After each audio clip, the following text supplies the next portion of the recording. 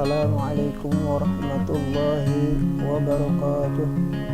Alhamdulillah wa syukurillah, la hawla wa la quwwata illa billahil aliyyil azim. Amma ba'du.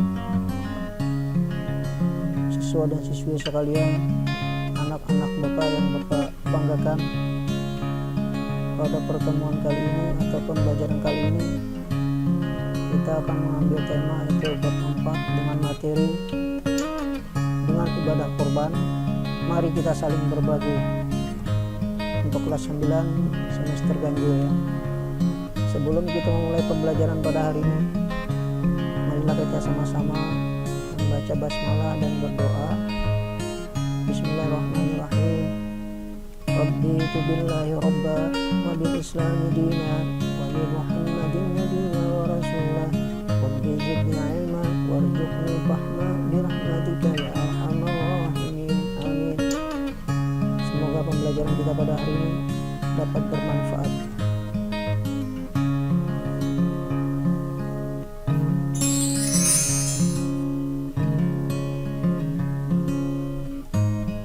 Tujuan pembelajaran pada hari ini, setelah nantinya kalian selesai mengikuti pembelajaran ini, yang Bapak harapkan dari kalian adalah bisa mendeskripsikan pengertian penyembelihan dengan hewan dengan benar, bisa menjelaskan syarat-syarat penyembelihan hewan dengan benar, dan bisa menjelaskan tata cara penyembelihan hewan dengan benar. Itu yang Bapak harapkan pada pembelajaran kali ini.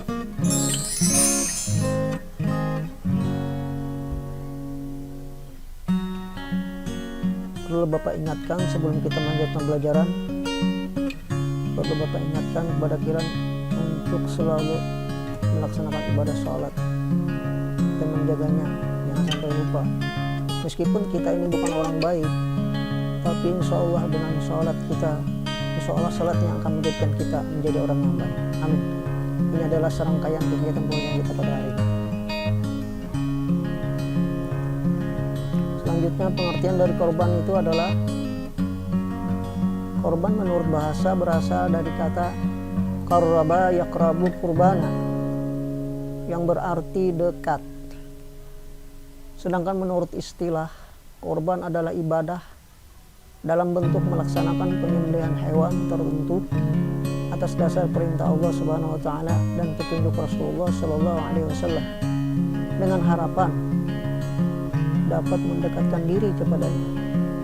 Hukum dari korban, hukum ibadah korban itu adalah sunnah muakkad, atau sangat dianjurkan, hampir mendekati wajibnya hukumnya.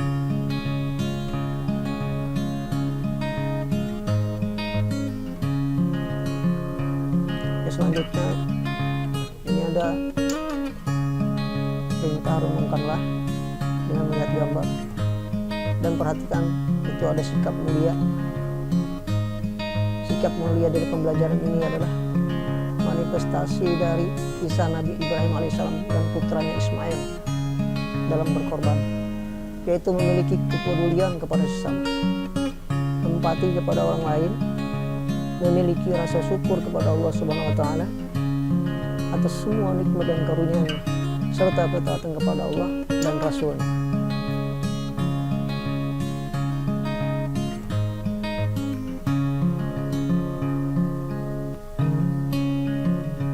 Ini ada dialog seorang siswa atau murid dengan seorang guru. Yang inti dari dialog ini adalah membicarakan masalah korban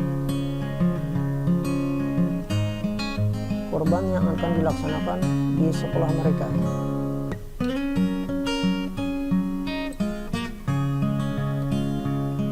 Mungkin dengan dialog ini menambah pengetahuan siswa dan siswi sekalian.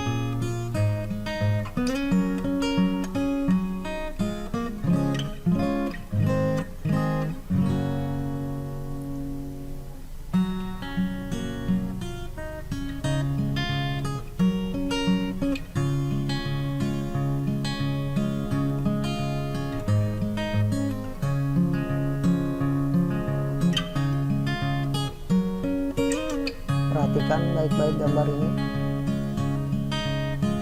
karena nanti ada tugas berat saya, khususnya yang berhubungan dengan gambar tersebut. Ya, amati dan cermati gambar tersebut di atas, diskusikan atau tuliskan komentar atau pertanyaan yang terkait dengan gambar tersebut kepada Bapak. Insya Allah nanti Bapak akan menjawabnya.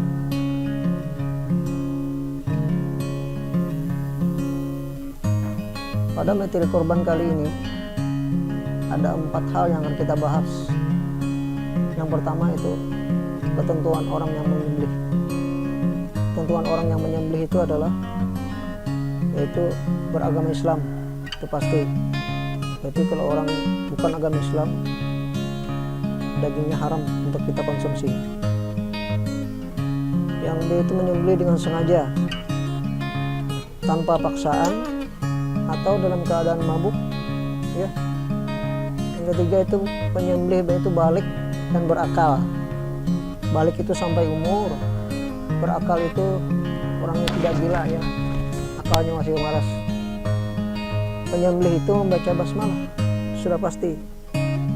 Basmalah sekurang-kurangnya, setelah itu membaca selawat dan seterusnya, takbir, ya. Yang kedua adalah ketentuan hewan yang akan disembelih. Ketentuan yang pertama itu hewan dalam keadaan masih hidup, seperti firman Allah yang berbunyi Bismillahirrahmanirrahim, Hurrimat alaikumul maitatu waddamu wa lahmul khinjir wa ma uhilla li ghairillahi bih wal munkhaniqatu wal mawquzatu wal mutaraddiyah wan natihatu wa ma akala as-subu'u illa ma zakkaitum, yang artinya diharamkan bagi kamu memakan bangkai, darah dan daging babi dan daging hewan yang disembelih bukan atas nama Allah, hewan yang tercekik, yang dipukul, yang jatuh, yang ditanduk dan yang diterkam binatang buas, kecuali yang sempat kamu sembelih. Quran surat Al-Maidah ayat 3.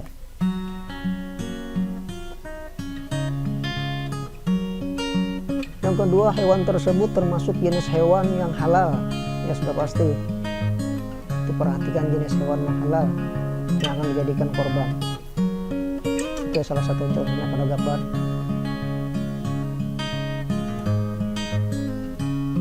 Ketentuan yang ketiga itu masalah alat yang menyembelih.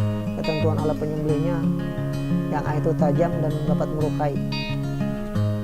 Berarti kebalikannya, kalau tidak tajam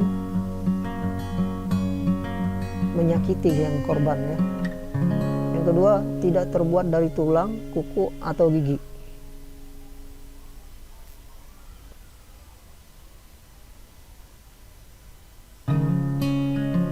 Selanjutnya ketentuan yang keempat itu ketentuan proses menyembelihnya.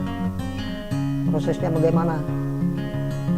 Yaitu penyembelihan itu dilakukan pada bagian leher, ya, sudah pasti, hingga terputus saluran makanan pernapasan hewan. Yang kedua, pada waktu menyembelih hewan, orang yang menyembelih harus memastikan bahwa dia sudah memotongnya, bukan asal-asalan.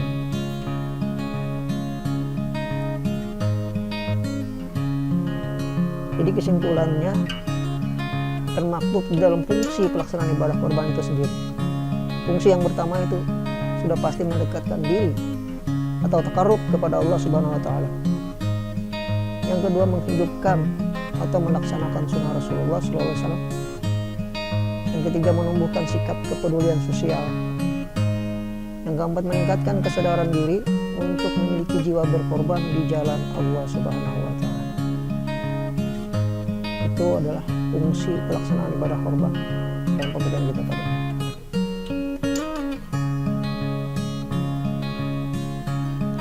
Selanjutnya, perhatikan, ini ada tugas untuk siswa-siswi sekalian.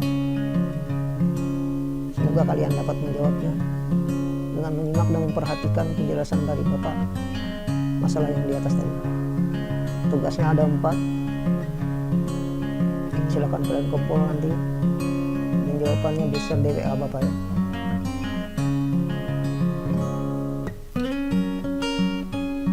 Kiranya demikian pembelajaran kita pada hari ini. Semoga bermanfaat. wallahu mu'afiq ila aqwamit thariq.